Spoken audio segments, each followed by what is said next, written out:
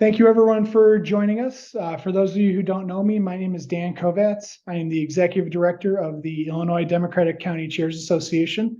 You're here this evening for our next installment of our virtual training series. And we have a very important one and an interesting one that I'm looking forward to tonight on petitions and ballot access. But before we get into the heart of the presentation, a couple of things that I do want to cover, just some housekeeping stuff. We're going to have a lot of people on tonight's session. We had a lot of people register for it, and I'm very excited to see everyone here. But I do ask everyone to be respectful of each other as we're going throughout the session here. Everyone's going to be muted throughout the session. So if you have any questions at all during the presentation, please put the questions in the chat. We'll make sure that we get them answered from our presenter as we're going. And if there's anything that we need to do follow up on, we'll make sure we get to that at the end of the session here. We're going to be here for about an hour, maybe a little bit more depending on how questions go. But while we're here, please be present during the session. Put your phone off to the side. Don't worry about that email. You can get to it afterwards. We've got a lot of good information that's going to be important for us over the next few months. It's important that we're present during this training. And ask a lot of questions. It's one thing my mom continues to remind me is the only way I'm going to learn is if you keep asking questions. That's what we're here for tonight. So please ask as much as you want or as much as you can. And we'll get you the answers that we can. With that, we're going to start real quick. We've got a lot of people jumping on, but let's go ahead and just end the chat real quick. Just let me know where you're from and if you're a precinct committee person, if you're a candidate, and what office you might be running for, so that we get an idea who's joining us this afternoon. And what I'd like to do too is I'm going to introduce the president of the IDCCA, Christina Zahorik, the county chair of the McHenry County Democratic Party, to kick us off. President Zahorik. Hello, hey everyone. I hope folks had a good weekend, a good Labor Day weekend. I know I did. It's great to see so many people interested in signing up. Obviously, again, the questions that you have, please submit them into the chat box so that we can get them answered. And, you know, I feel that we've been kind of holding our Democrats back, holding the reins a bit because people are really excited to get moving forward in this next election cycle that's coming up. And obviously, today is the first day to pass petitions. I know some folks have already been out. But I tell you that every time I do one of these trainings, I always learn something new that I either had forgotten about or didn't know. And we have a really good trainer today. We have attorney Ed Mullen with us. He has been a very good friend to the IDCCA over the years. And I know he's been a really good friend to a lot of candidates in terms of helping people get ballot access, as well as when some of our candidates get into trouble. I know that I've referred a number of candidates to you to face those challenges. But we want to make sure that we don't have that situation and we don't get into trouble and get any kind of ballot challenges. So that's why we want to make sure that we get the petitions done correctly the first time around. So Ed, I'm going to turn it over to you. You are an attorney extraordinary. I know you handle a lot of other like real life law, but you do election law, and that's why you're here tonight. So thank you so much for being here, and take it away. All right. Well, thank you very much. It's nice to see so many people here and so many people from, as I can see in the chat, lots of different places in the state and lots of different interest in running for office. I have to apologize. It's like 97 degrees here, and I feel like I'm in a sauna, even though I've got the air conditioning on. So I apologize for that in advance. What I'm going to do is talk today about how you generally get on the ballot in Illinois. The thing that makes this presentation a little bit difficult is that every office has a little bit different rules. So we're going to talk about some of the overarching rules, and then we're going to talk about some examples of how they might be different for the different types of office that you might be running for. But we'll also talk about ways that you find out that information so that you can follow up and make sure that you're doing what's correct. So the first thing, let me see. Here is our little PowerPoint, which I am not very good at. So people call me an election lawyer, and people think there is something called election law. And there is an election code in the state of Illinois, and that has a lot of the information that we're going to talk about today.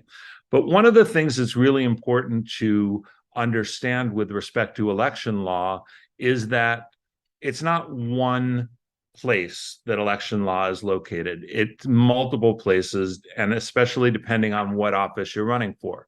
So for instance, if you're looking at running for state representative or state senator, the Illinois Constitution is going to be relevant because it talks about the requirements for running for General Assembly. If you're running for Congress or you're seeking to be a delegate for the convention, the U.S. Constitution is relevant because it talks about requirements for federal office. And then if you're running for a county office, the county codes puts together some of the information about the qualifications for the county code.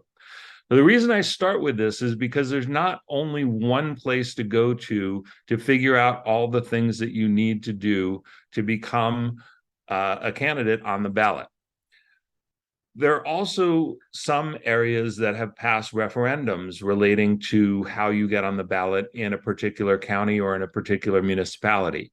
So in addition to listening to what I have to say today, what you're going to want to do is go to the elections section of the clerk in the jurisdiction that you're looking at running in. So if you're looking at running in McHenry County, you want to go to the McHenry County Clerk's website and see what information they have about running for office in McHenry County. One of the great things is that the Illinois State Board of Elections puts together a candidate guide every year, and their website is elections.il.gov. And if you look at the State Board of Elections website, there is a tab at the top in the center called Running for Office. If you press the Running for Office tab, it is going to give you a link to the 2024 candidate guide. And the candidate guide takes all of the information for most of the major offices in the state of Illinois, and it goes to the Constitution, and it goes to the county's code, and it goes to the election code, and it goes to the local referendums, and it pulls all that information together, and it tries to give you all of the information in one place that you need to run for office. As an example, if you are running for Illinois State Representative, the candidate guide is going to have a section on Illinois State Representative, and it's going to have sample petitions. It's going to have sample forms that we're going to talk a little bit more about later relating to the things that you need to file along with your petitions to get on the ballot. It's going to set forth your signature requirements. I do want to make sure, though, that you double check the signature requirements because they're not 100% correct all the time. We had litigation last cycle over whether the number in the election guide was correct. And it turned out it was correct, but we had to go all the way up to the Illinois appellate court to find that out. So you want to make sure that you're using the right numbers.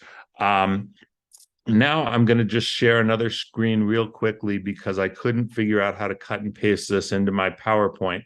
But on the right-hand side, it will list the qualifications. So you need to be 21 years of age. You need to be a United States citizen. You need to be a resident of the district for 2 years. And it talks about the filing period and the term of office. So this pulls together all of the information that relates to the particular office that you're running for. And so you want to take a look at the candidate guide, and you want to look specifically at the office that you're running for and make sure that you meet the qualifications and you understand the signature requirements and you understand anything else that the guide is telling you about the particular office that you're running for.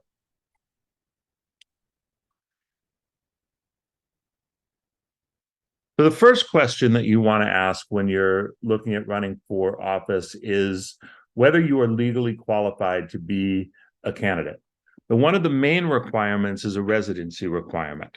And that's whether or not you live in the district that you're running in. And we're going to talk a little bit more detail about residency requirement because that issue comes up a lot. In some offices, you need to be a registered voter as well as a resident. There are some offices that you're not required to be a registered voter. So that's one of the reasons you need to look at the guide to see whether that is a requirement for your particular office. It's probably a good idea that you're a registered voter if you're running for office, but that doesn't mean that it's legally required. Some of the offices have age requirements, so you need to see if there's an age requirement that relates to your particular office.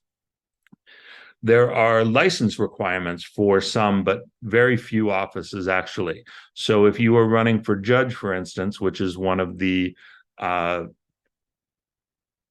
offices that is on the ballot throughout the state this cycle, you need to be a licensed lawyer in order to be a candidate for judge. You don't need to include your license in the packet, but you do need to have a valid license to practice law in the state of Illinois to run for judge.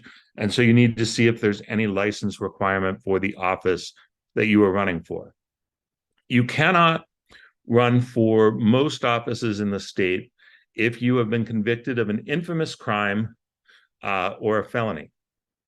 And that's not just if you are serving your sentence. If you're looking at voting, once you've served your sentence for a felony, you can vote. But if you're running for office, once you've been convicted of a felony or an infamous crime, which is something relating to dishonesty, unless you're pardoned, you cannot run for office. So if you have any kind of issue that might disqualify you, you want to understand whether or not you can be on the ballot. There is something called the Balloter Forfeiture Act. And those of you who are raising and spending money in support of your campaign know that you have to register with the State Board of Elections if you raise or spend over $5,000 in an election cycle. And if you are fined for failing to file reports, failing to file with the Board of Elections, or anything related to the campaign finance laws, then you are put on a list that you're required to pay those fines before the ballot is certified. And if you don't pay the fine before the ballot is certified, you're not allowed to be on the ballot. So you want to make sure that you're keeping up with all your campaign finance requirements as you're going through. There are some local regulations about owing money to the political division that you're running in. There used to be a law that said you couldn't run for office in a political subdivision if you owed money to that subdivision. So if you were running in the city of Chicago and you were behind on your water bill, you could potentially be knocked off the ballot. That law was amended. A lot of people think that's still the law, but it was amended to say that you are allowed to be on the ballot if you owe money, but if you win, you have to pay it before you get on the ballot. So you need to make sure that that is not an issue if you want to hold the office. And then there's a question of what we call incompatible offices.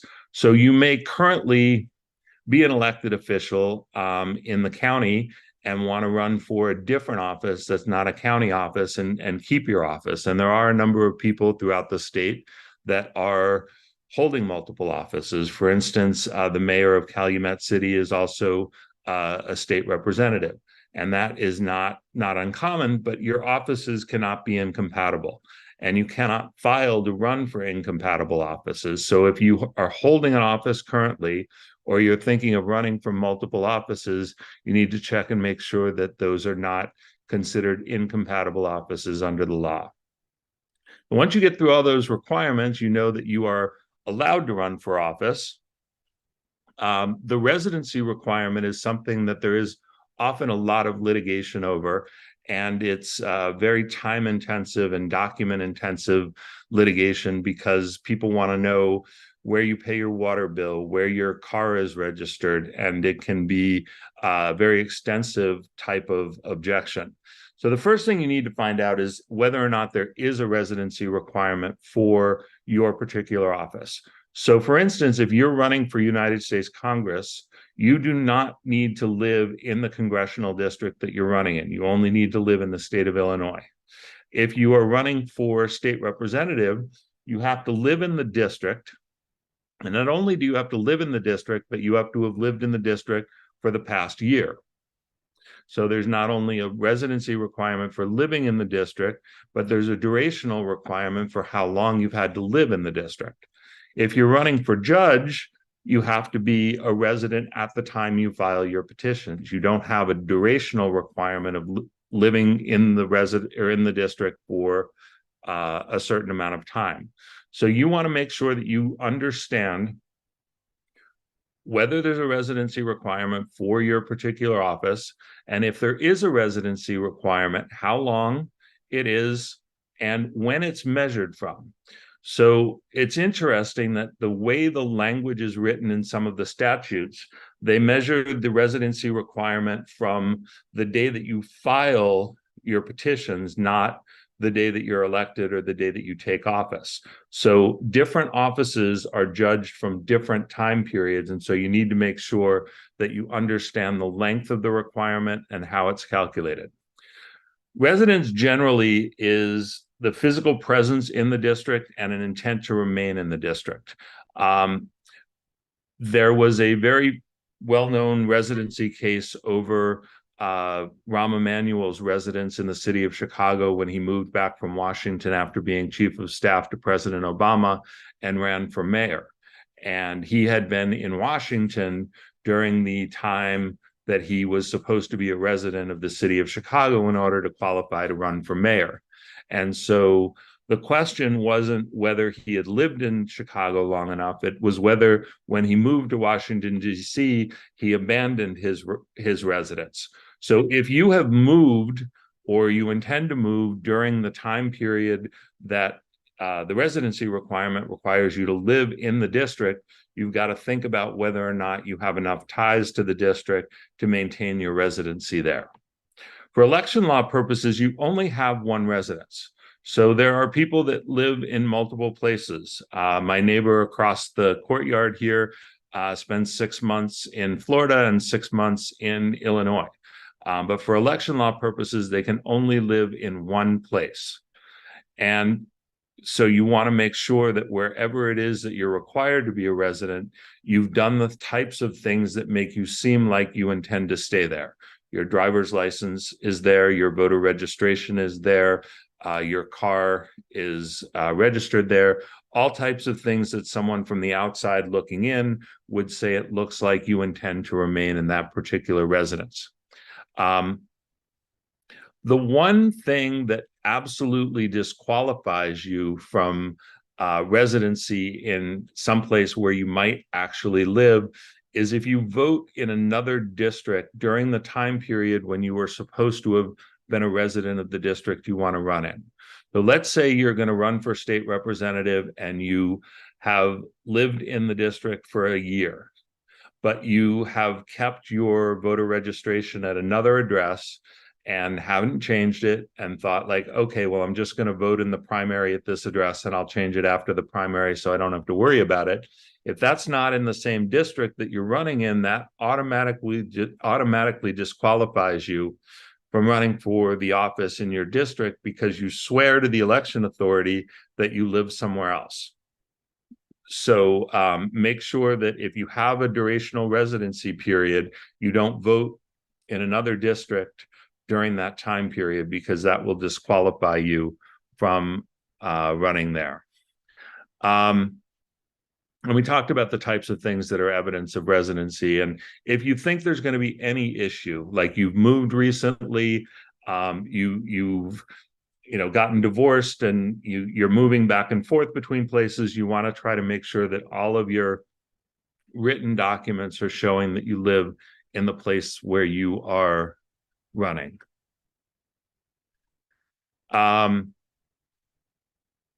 So I see your question, Matt. I'm sorry. That's a little complicated for me to answer here. So I'm gonna private message you later, okay? So once you've decided that you meet the qualifications and you're a resident of the district in order to run, what do you do to get on the ballot? There are a number of documents that you're going to see referred to in the campaign guide and that people are going to talk about. The main one is nominating petitions. And those are petitions that you're going to get signed by registered voters in the political subdivision that you're running in that say they want you to be placed on the ballot for the office that you're running for. We're going to talk a lot more about the nominating petitions. The next thing is a statement of candidacy. And this is a one-page form that basically says, I am a resident of the political subdivision. I'm qualified to seek the office that I'm seeking, and I want you to put me on the ballot as a candidate for that office. And you sign it and you notarize it. This has the purpose of making sure that the person who is running for office actually wants to run for office. And you might think that's a little bit crazy, but there are instances where someone wants an Irish woman's name on the ballot, and so they go around and circulate petitions for someone with an Irish woman's name. And the question is whether or not she actually wants to run for office instead of being a shill for another candidate to split the vote. So you're required to sign this statement of candidacy that says you actually want to be placed on the ballot. The third main document that is important to most people is a statement of economic interest. And we're going to talk a little bit more in detail about this. And this is a disclosure of financial interests that you have that might create some type of conflict or that voters should be aware of before you run for office. If you are running for a federal office or you are running for a party office, you're not required to file anything related to the statement of economic interest. So if you're running for precinct committee person, ward committee person, township committee person, Congress, the statement of economic interest is not relevant to you. The next document is what's called the loyalty oath. The loyalty oath basically says that you are not a communist and you are not going to overthrow the United States government. The loyalty oath has been deemed unconstitutional by the Illinois Supreme Court. So you cannot be required, according to the Illinois Supreme Court, to file this document as part of your nominating papers. However, the legislature has never actually changed the law. So the loyalty oath still exists and it is optional. So if you want to sign the loyalty oath, you may. If you don't want to sign the loyalty oath, you don't have to. A lot of people spend a lot of time thinking about whether or not they're going to sign the loyalty oath. In many, many years of doing this, I have never seen it be an issue that someone signed it or didn't sign it. So do what your gut says and don't think too much about it. You'll also see something called the Code of Fair Campaign Practices document. And this is a voluntary document that says you are going to follow a code of campaign practices that says you're not going to engage in negative campaigning. You're going to campaign nicely. It is not enforceable. There's no penalty if you sign it or don't sign it, or if you sign it and you don't follow it. It's really just a voluntary way to try to get candidates to think about the ethics and morality of the things that they're doing on their campaign, but it's purely voluntary and not enforceable. So it's completely up to you whether or not you sign and submit that to the election authority that you are filing your petitions with. So once you have your petitions, your statement of candidacy, your document related to the statement of economic interest, and whether you sign the loyalty oath or not, those documents are going to be put together and they're going to be bound and numbered. And those are really important mandatory requirements. I have had candidates knocked off the ballot for not binding their petitions, and I have had candidates knocked off the ballot for not numbering their petitions. In most places in the state of Illinois, those are absolutely mandatory requirements, and you can do everything right and forget to put numbers on your petitions and be knocked off the ballot. So make sure that they are bound securely and they are numbered before you file them. You need to figure out also where to file your petitions, because if you're running for different offices, you file them in different places. If you're running for state representative or state senate, you file them in Springfield. If you're running for a county office, you file them most likely at your county clerk's office.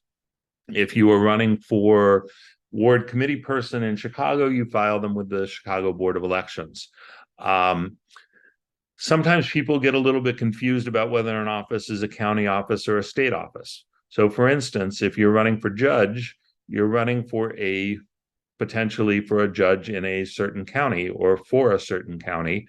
But even though you're running for, say, DuPage County judge, that's a state office because the judicial system is run by the state. So anyone running for judge has to file their petitions in Springfield.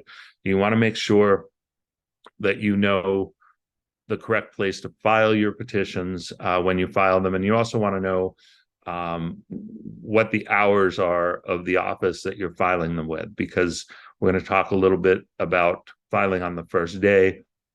And so you want to make sure you understand what the office hours are so that you don't miss the morning or miss the close off at the end of the day.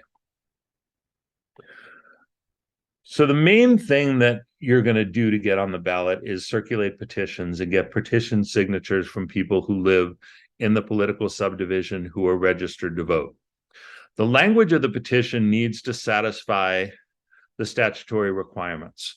And when I showed you the candidate's guide earlier, there were links to sample petitions, and you are welcome to follow those links to the sample petitions from the candidate guide and use the forms that the State Board of Elections provides for the type of office that you're running for.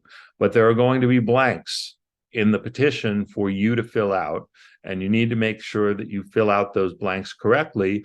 And in some cases, some of the blanks you don't fill in because they don't relate to your office. And that seems a little bit counterintuitive to leave something blank on a form petition, but in some cases, that's the right thing to do. And I'll talk a little bit more about that.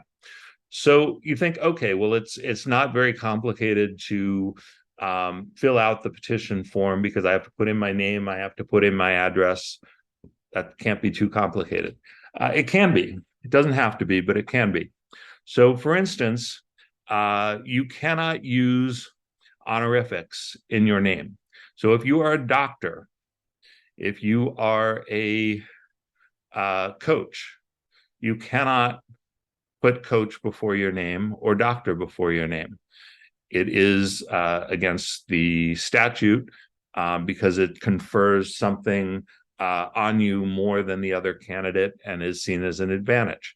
So I actually got someone thrown off the ballot because he had put his name on the petition as Limo Mike. And we argued that limo confers status greater than Kia or a Pinto, and the electoral board knocked him off the ballot because he used something that was not part of his name. To yes, that includes clergy, no reverend, 100% no reverend. So you want to use your surname, your legal surname. What is your legal surname in the state of Illinois? It's what's on your Social Security card. Your driver's license should theoretically match what's on your Social Security card, and your voter registration should theoretically match what's on your driver's license because you need those documents to create the subsequent documents. But you want to make sure that whatever your surname is on your Social Security card is the surname that's on your petition. If you have been married or divorced or have issues with your name and hyphenation, you need to go look at your Social Security card and make sure that you're being consistent and your surname is on the ballot, whatever your surname is on your Social Security card. And if you have complicated questions about what your name and what your legal name is, then you definitely want to talk to an attorney about that, because that's something that can get you thrown off the ballot fairly easily. If you've had an issue with getting married and not changing your name, or getting divorced and not changing your name back, you want to be very careful about that. And then you think, okay, address. You can't use a PO box. If you use a PO box for your campaign committee, you can't use that as the address on your petition. So you get kicked off the ballot if you use a PO box. There are some people who have a mailing address in, for instance, Evanston, but the deed on their home says Skokie. So the mailing address is one thing and the deed is another. Sometimes it's complicated to determine what your actual address is, and then you're going to have to go to the board and find out what the board views as your legal address and make sure that you're being consistent with that. So you use the forms, but you need to be very careful in filling them out and make sure you're filling them out correctly. One of the other things I mentioned is that sometimes you don't fill out the entire petition. So Elizabeth Warren's campaign 4 years ago filled out the form for president, and it had a blank for the county and it had a blank for the state, and they didn't know what to do with the county, and they filled it out incorrectly and had to scrap all the petitions and start over. So if you're running for a countywide position and there's something that talks about a political division smaller than the county, you just leave that blank. So if it says, I live in the 3rd County Board District of the County of McHenry, and you're running for state's attorney in McHenry, the board district piece of it is irrelevant. So you just leave that blank. And sometimes it feels uncomfortable to leave it blank. But if you're running for a countywide position, you're not going to be putting which district within the county you live in, even though there's a blank on that in the county petition form. And I hope that makes sense. So once you have drafted your petition, you circulate it to the voters and try to get the number of signatures that you're required to get. Today is the first day that people circulated petitions. I was out at the Red Line train station this morning at 7 o'clock with my state representative and ward committee person, and we were circulating petitions for the first time. So after today, it's perfectly legal to circulate petitions, and you have until December 4th to file your petitions. But the filing period is a week long, from November 27th to December 4th. And December 4th, the law says it's 5 o'clock on December 4th, so they can't close down 2:30 or 3 on the 4th. They've got to stay open till 5 o'clock. But you still want to check because you don't want to have to file a lawsuit against them for closing early. You want to make sure that you do it the simplest way possible. So you're going to check with wherever you're filing them and make sure you know their hours and you know when they say they open and when they close. November 27th is the first day that you can file petitions, and there is a long history in Illinois of being in line at the election authority at the moment the election authority is scheduled to open on the 27th. The reason for that is because if you are the only candidate in line to file, at that time, when you file your petitions, you get to be first on the ballot.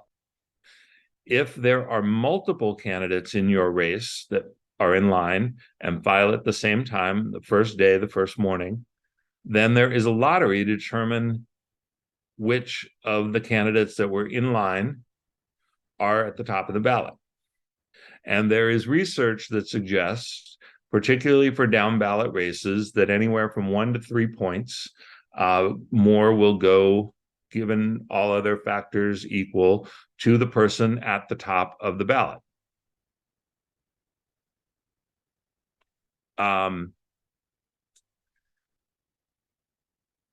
There's also a lottery on the 4th. If you file between 4 p.m. and 5 p.m. on the 4th, then anyone who files with that in that 1 hour period is in a lottery to be last. And the reason for that is because most people think that being first is the best place on the ballot. But if you have 4 or 5 candidates, the second best place to be is last. So some people say, okay, I'm going to let everyone else fight to get at the top of the ballot, and I'm going to show up with 5 minutes left in the filing period, and I'm going to get the second best spot, and I'm going to be guaranteed that spot. So there's a lot of strategy that goes in there. So if you're running countywide, you're going to put the county of McHenry and the state of Illinois in the petition. There's going to be another blank for where you could put in a board district that you're going to leave blank. So there is a minimum number of signatures for every office that you run for. And a signature is good if the person whose name is on the petition is the person that signed it in their own hand. If that person lives in the political subdivision that you're running in, that person is registered to vote at the address that they list on the petition. All those things need to be good in order for a signature to count. So sometimes you're going to find that people sign your petition and they don't live in the district, or they sign your petition and they're not registered to vote, or they're not registered to vote at the address that they put on the petition because they moved and they didn't update their registration. So the rule of thumb is generally to try to get 3 times the minimum number of signatures and submit that number to make up for the signatures that are going to be invalid for whatever reason. And if you follow the rules that I am going to go through in a little bit, 33% validity rate for the signatures you get is something that should be easy to obtain. But every cycle, there are dozens and dozens of candidates around the state that are knocked off the ballot because they did not get enough valid signatures. So even if you need 500 signatures to be a state representative and you file 1,000 petition signatures, you can still be knocked off the ballot if more than 500 of those signatures are not valid because they don't have proper registration, they don't have a proper signature, or they don't live in your district. And as someone who's reviewed many, many, many petition signatures, a lot of them are not good. So you need to make sure that you get not only quality, but you also get quantity. For some offices, you're not only going to have a minimum, but you're going to have a maximum. So for instance, state representative has a 500 minimum. It also has a 1,500 maximum. So what that means is if you go out and get 3,000 signatures and you submit them, the board is only going to look at the first 1,500 to determine whether or not you have the 500 minimum. So what most candidates do when they have a maximum is they either just get the maximum because 3 times the number is pretty good, or they go through a process of vetting their signatures and determine whether or not the voters are registered to vote at the address on the petition, or whether the signatures match the voter registration card on file with the official election authority, or whether they live in the political division. And they determine whether or not a signature is bad. And if you have, say, 1,750 signatures, you're going to want to cross off 250 bad signatures. So when the board is looking at the 1,500 signatures, it's looking at your best 1,500 signatures.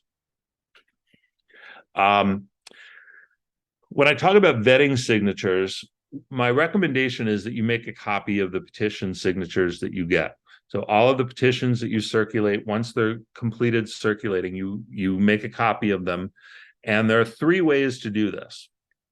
The gold standard way is to go to the election authority itself and use the computer terminals of the election authority and look up the address or name of every person that signed your petition.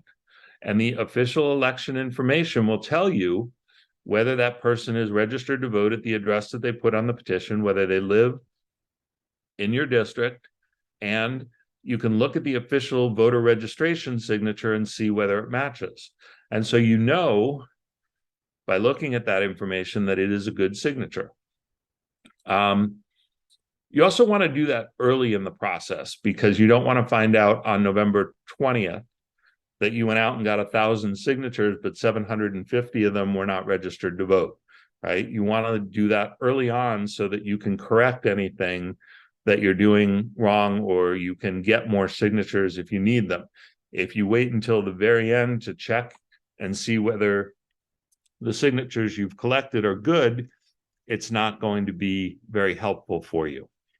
The second way to vet signatures is not as good, and that's going to the election authority or some vendor and getting the official voter information from the voter rolls. And there are, the Democratic Party has Vote Builder, or you can go directly to the clerk and ask them for the voter rolls.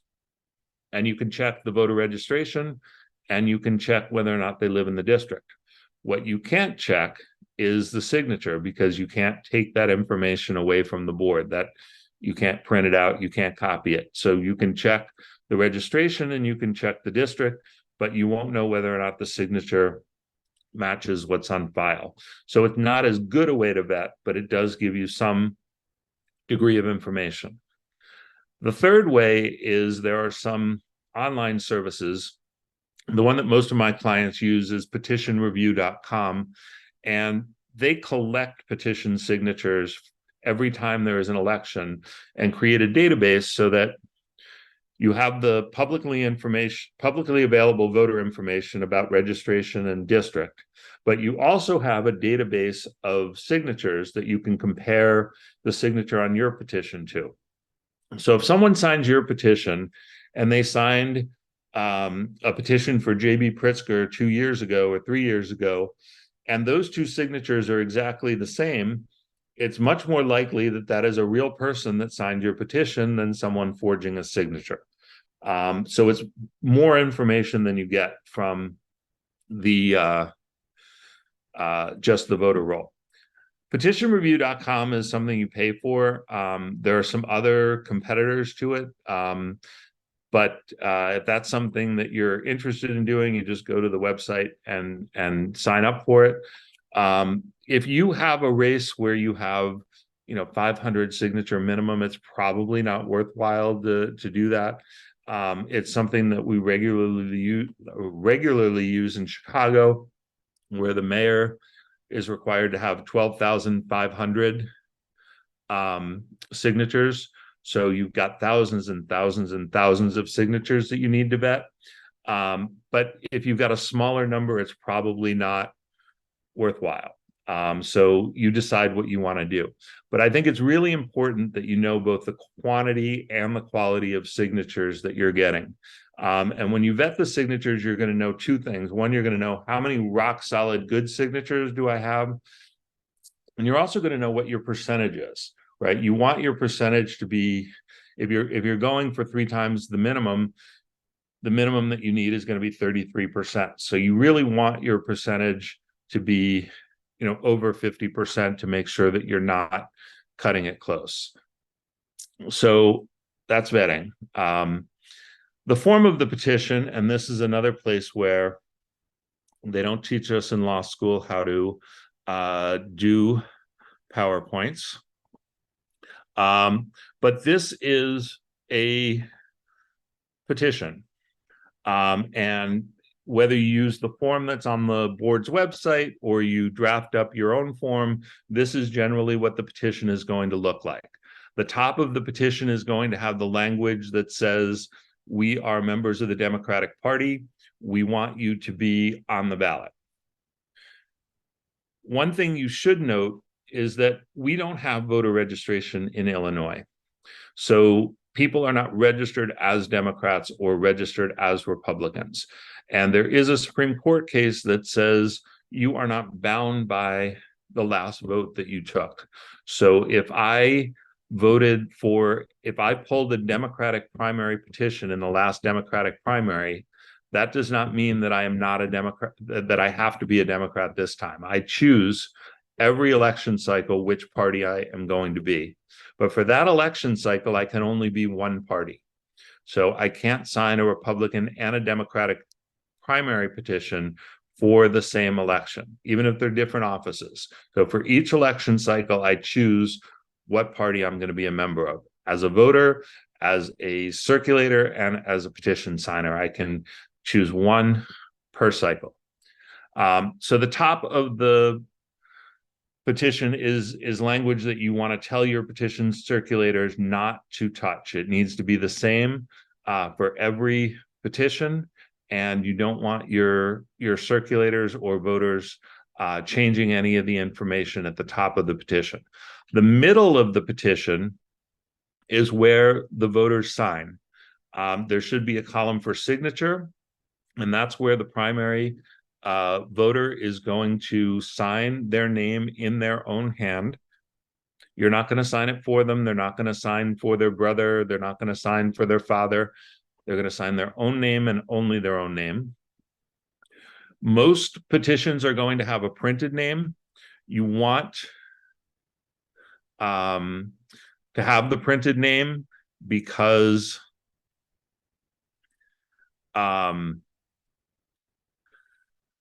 sorry, so we're getting a bunch of questions. Yes, a candidate can sign their own petition, and the cycle ends at the, basically at the general election. So if I'm a circulator right now for a Democrat, next summer when independents are circulating, I cannot circulate for an independent, right? So it goes all the way up until the general election. But you can go into the ballot box at the general election and you're not bound by that, right? You can vote Democrat, you can vote Republican, you can switch up your voting. Spouses, family members can sign the candidate's petition. Absolutely. They just have to sign in their own hand. All right. So we have the printed column, and this is something that is helpful in defending petitions, but it's not legally required. If someone mixes up the signature and printed name, it's still valid as long as the signature is there. Don't worry about that. You want their residence address. If they have an apartment or a unit number, it's helpful, but not legally required. You need their town and their county. And so they're going to the voters are going to fill all that information out. If you have one signature on a page and it's filled out completely, that's perfectly fine. If you have 7, 10, doesn't matter how many signatures are on the page, as long as it's filled out, that's perfectly fine. You do want one circulator per petition. So if I go out and I get 5 signatures and I bring back the sheet, you can't hand it to someone else and have them go out and get another 5 signatures. Once I'm done circulating the petition, I go down to the circulator affidavit at the bottom and I sign it. And it's valid no matter how many signatures are on it. All right. So that is what the voter does. Once the voters sign the petition and the circulator is done circulating that sheet, then the circulator goes and fills out the circulator affidavit. One thing that's really important is to make sure that the circulator puts their name here as soon as they finish circulating it. They can even put it on there before they finish circulating it. And that's so you don't mix up who circulated the petition, because I've seen campaigns, they have a bunch of petitions sitting on a dining room table somewhere without names on them, and they can't remember who actually was the person that circulated them. So make sure you put the name on quickly. On the top left of the circulator affidavit is the state of Illinois, county of. This is the county where the petition is notarized. And we're going to talk about the notarization in a minute, but that's not the county where it was circulated or where the circulator lives. That's the county where it was notarized. The circulator is going to fill in their name and their address and their zip code in their county. And they're going to swear that they circulated them properly. And the next slide is going to talk about what they need to do to circulate them properly. They're going to sign at the bottom of the affidavit, but they're not going to sign unless they are in front of a notary. Every petition sheet needs to be notarized. So you don't sign the circulator's affidavit until you are standing in front of a notary public. And I always recommend you show the notary public your driver's license, whether they ask you for it or not. The notary then is going to fill out the bottom of the petition. Put in the circulator's name as the person who appeared before them, put in the date of the notarization, sign the notary's signature, and put the notary's seal. Under the Notary Act, 3 things are required for a notary to be valid: the date, the stamp, and the signature. Under the election code, if you do 2 out of 3 of those things, you are probably okay. You don't want to tell your circulators that because you want them to do it right. You don't want to tell your notaries that because you want them to do it right. But to sleep at night, if 2 out of those 3 things are done, it's probably going to be okay, but you want everyone to do it right. The sheet number at the bottom should be left blank. You don't fill that out until after you bind the petitions, and the last thing you want to do is number them once they're bound so that they don't change order. But if someone fills that out, just cross it out and write in the number that you want to write in. Don't worry too much about that. Just make sure that the numbers are at the bottom of the page, they're legible, and that every page is numbered. As far as who can sign, we talked about the candidate's family, all of them can sign. If you're a circulator, you can sign the sheet that you're circulating. If you are a notary, you can sign the sheet that you're notarizing. What you can't do is, if you're a circulator, you can't notarize your own signature. So if you're a notary and you're circulating petitions, you've got to sign your circulator affidavit and have someone else notarize your signature. You can't do that yourself. So we're going to go back to the PowerPoint. We talked about the circulator affidavit. So here are some general rules about circulating the petition. Circulators need to be 18 years of age and U.S. citizens. So there's one exception to this rule, which is that if you are 17 and you are registered to vote because you are going to be able to vote in the next general election, then you can circulate a petition. Well, sorry, I didn't mean to do that. When you're circulating, you want to get used to asking people, are you registered to vote at your current address in the political subdivision, whatever that is? A lot of people aren't going to know if you're running in the 79th state representative district or you're running in the 3rd judicial subcircuit of DuPage County. Most people, even people on this phone call, aren't going to know that level of detail about where they live. So you're going to want to take maps. It's usually easiest to put the map on the back of the clipboard. So if someone says, I'm not sure if I live in that district, you turn it over and you show them the map and they can look and see whether or not they live in the district. Back over the bottom. The county where it was notarized. So the upper left-hand side of the circulator's affidavit, it says State of Illinois, County of blank. And the county that you're going to put in the county of blank in the circulator affidavit is the county where it was physically notarized. Hope that's clear. So you want the signature to be a genuine signature of the registered voter, and you're going to see the voter sign it, so you're going to assume that it's a genuine signature. But people are going to look at whether or not it matches the voter file.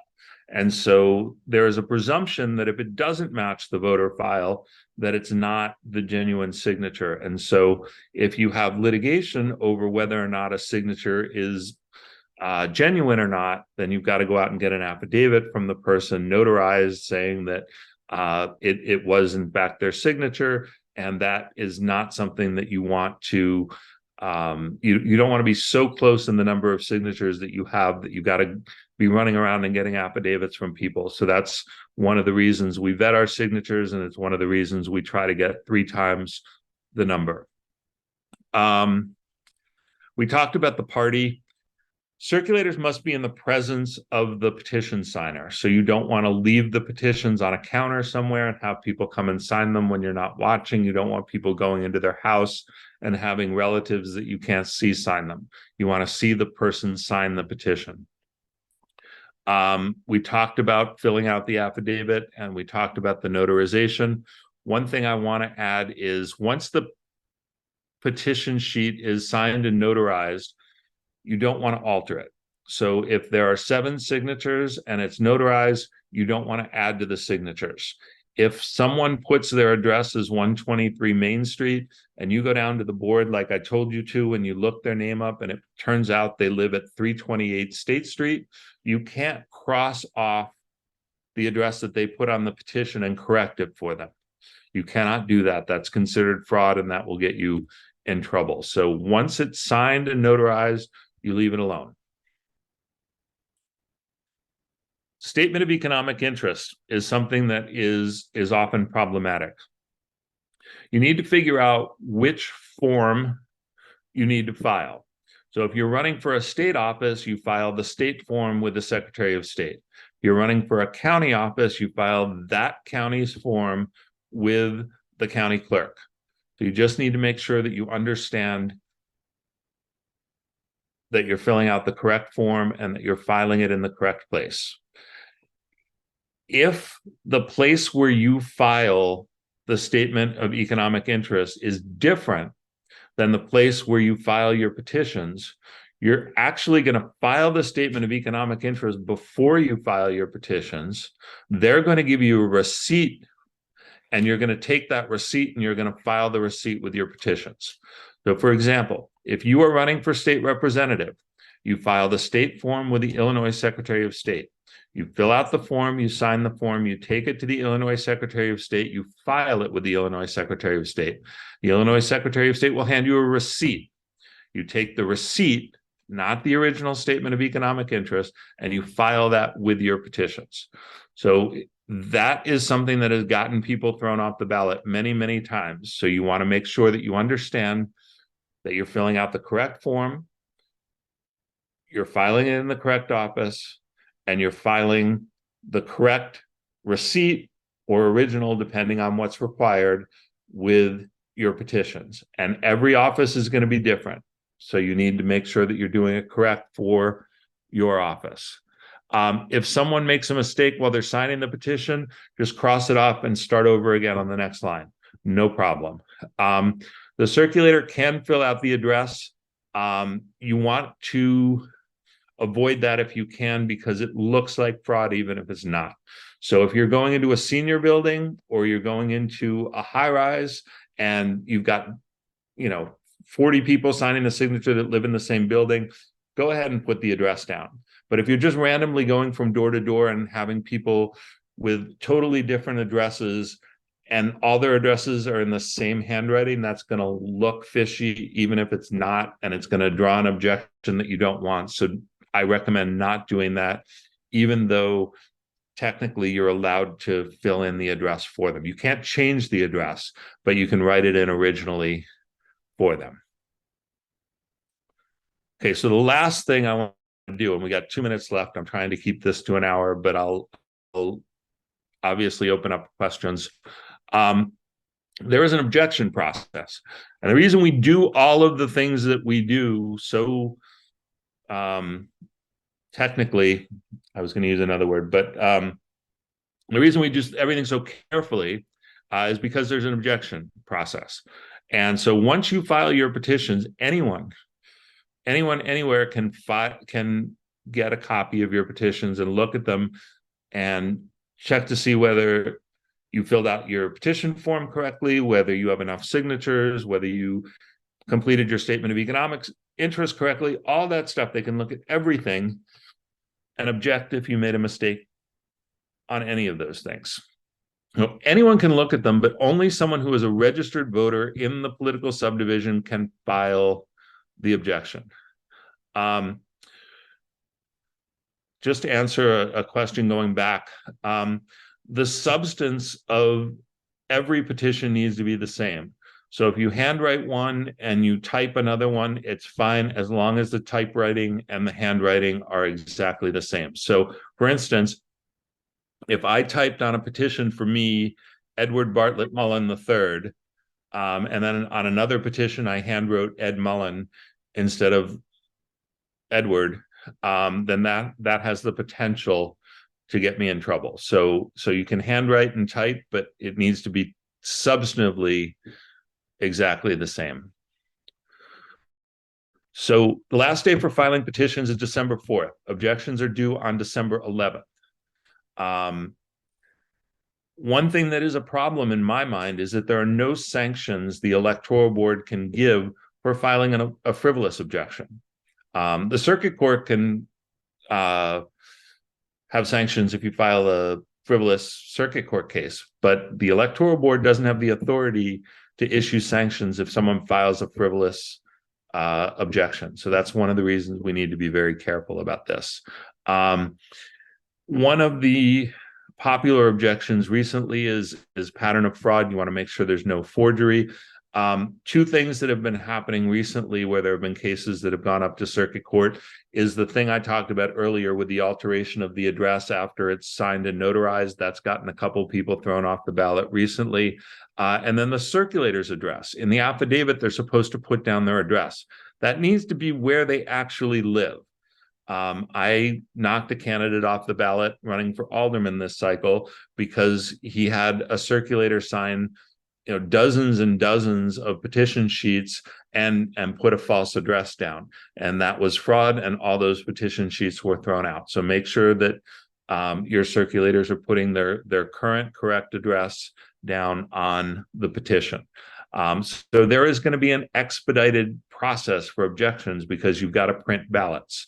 So this is a really quick and expedited process. I've had cases that have gone from the electoral board to the circuit court to the appellate court to the Supreme Court in 5 weeks. And that's how quickly it moves. So if you get an objection or you want to file an objection, you really need to make sure that you have good legal representation. And it's an expensive and time-consuming process that you want to avoid. And doing all the things that we talked about is really going to help you avoid getting an objection. And if you do get an objection, you're going to be able to sleep well because you know you did everything exactly right. So that is it.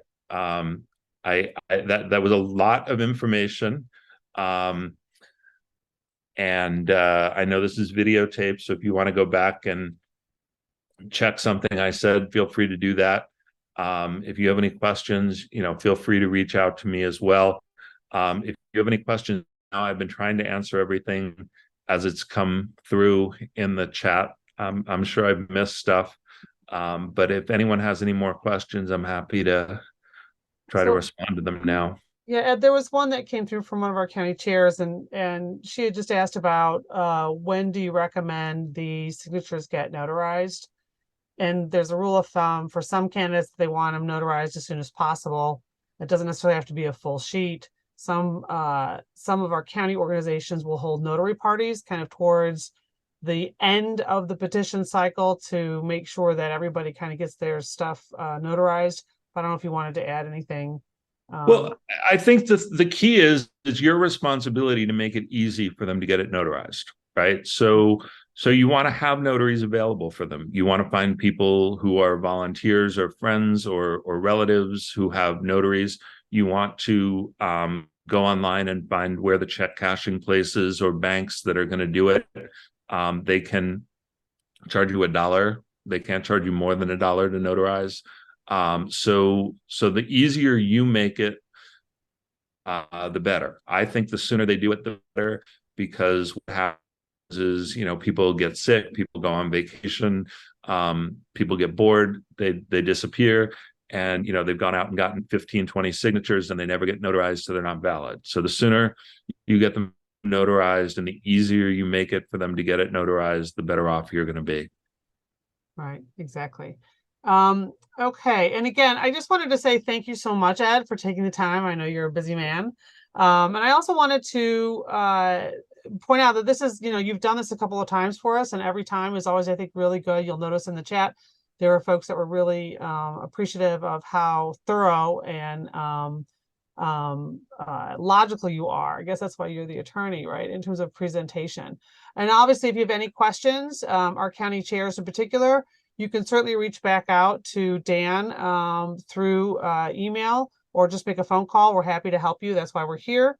I also wanted to make sure I give a shout out not only to my county chairs that are on the call tonight, but also to our partners in all of this, and that's the Illinois Democratic Party. I think it's great that we have a really good, strong partnership, as we move forward in this process to make sure that we are filling the ballot and that we are getting people on and that we are winning elections, especially for our Democrats. So again, thank you tonight, everybody, and we will see you out collecting signatures. Good night.